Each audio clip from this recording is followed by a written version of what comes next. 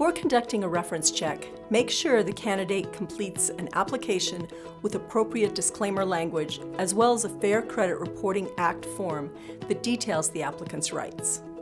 Employers can choose to run a check prior to a job offer or after a conditional offer of employment. There are pros and cons to both timing options. If a reference check is done prior to an offer and the results indicate the applicant is unqualified for the job, HR or the hiring supervisor does not need to provide much of an explanation. If the applicant has received a conditional offer of employment and the reference check is negative, the offer must be rescinded, a typically more awkward conversation. On the other hand, if there are multiple viable candidates, offering the job and then conducting a background check may be a better use of resources and help keep the top candidate engaged in the hiring process. If a reference check presents information that was previously unknown, the interviewer should not automatically disqualify the candidate. Instead, the interviewer should ask follow-up questions such as, "Your reference check came back with some concerning information.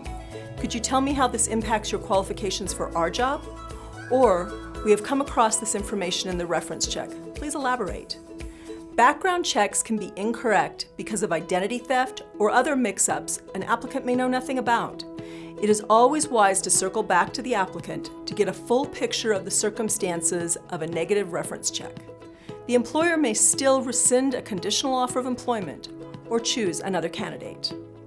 If an employer uses a third-party credit agency or other reference checking service, a candidate always has the option of obtaining a copy of the reference check.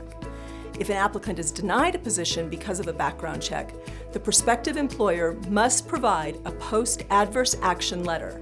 The letter should list the agency that conducted the background check, their contact information, and a statement that the applicant has a right to receive a free copy of the report within 60 days of receiving this notice.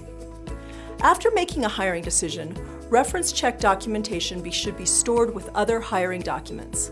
Hiring documents could include recruiting sources, screening notes, interview questions and notes, applications, and resumes. These documents are typically kept for 2 years. Retention of these documents may extend to 3 years for affirmative action employers. If a hiring decision results in a charge of discrimination, records need to be kept until the final disposition of the charge or action. If the documentation supports an accommodation under the ADA, then it should be kept in the new employee's medical file, separate from the full employee file.